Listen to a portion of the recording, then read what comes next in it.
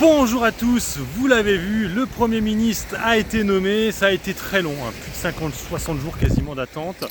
Et on a le nom, et c'est vrai que même moi je suis étonné, hein, je me suis trompé pour le coup, j'avais pas raison, ce n'était pas ce ministre de droite, de gauche, je veux dire Karim Abderrahmane, là, j'ai oublié le nom parce que c'est pas lui.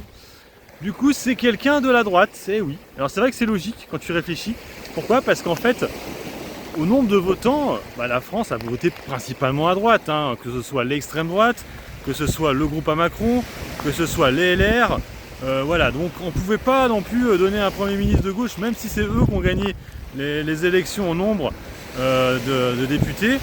Mais je rappelle que au niveau le RN, c'est ceux qui ont eu le plus de votants pour eux. Hein, plus de 10 millions de Français ont voté pour le RN. Et c'est pour ça du coup qu'il a choisi une personnalité qui pouvait correspondre un peu avec les attentes du RN.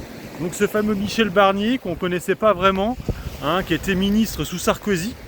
Donc c'est plutôt bien pour l'économie là pour le coup, hein. C'est vrai que ça donne un peu du dit. Mais le problème c'est que ça va être un gouvernement un peu technique en attendant. Parce que là il faut qu'il signe, en fait là il faut qu'il vote le budget. Donc là ça va être le budget du LR, hein, pour le coup. On verra plus, hein, Bruno Le Maire, tout ça, on les verra plus, ces mecs là ils vont les changer. Ils vont peut-être mettre Wauquiez du coup en ministre de l'économie. Je sais pas qui c'est qu'ils vont mettre en économie, ça va être intéressant de voir qui c'est qu'ils vont nommer. Peut-être que Attal va rester. Peut-être que Attal sera à l'économie, j'y crois pas trop, mais bon, il est un peu jeune, mais je sais pas. En tout cas, on va voir maintenant les ministres qui vont être nommés. Donc c'est le Premier ministre qui nomme ses ministres.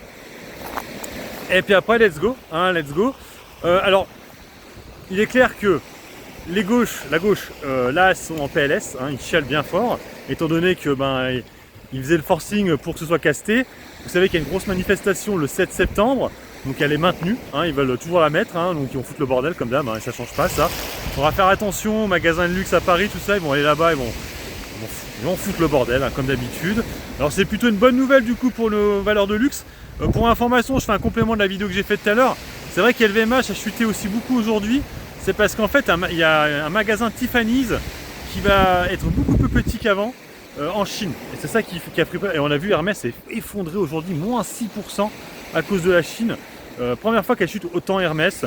Donc voilà, bon, c'était une journée encore pas très bonne pour moi, hein, j'étais encore rouge.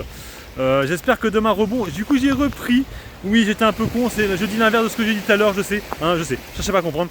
J'ai repris une LVMH, voilà, j'en ai 4 maintenant. Parce qu'effectivement, pendant le live, j'ai vu qu'on était hors des Bollinger.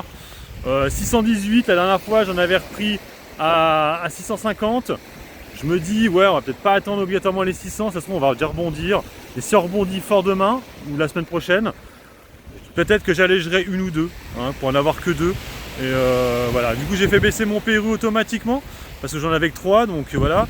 Et puis bon, il me reste quand même 1400 € de liquidité. Et puis après, il y a toujours mon BX4, hein, si je peux récupérer l'argent sur le BX4 s'il manque d'argent. Voilà. Donc voilà la journée qui n'était pas extraordinaire. En tout cas, on a eu cette bonne news là.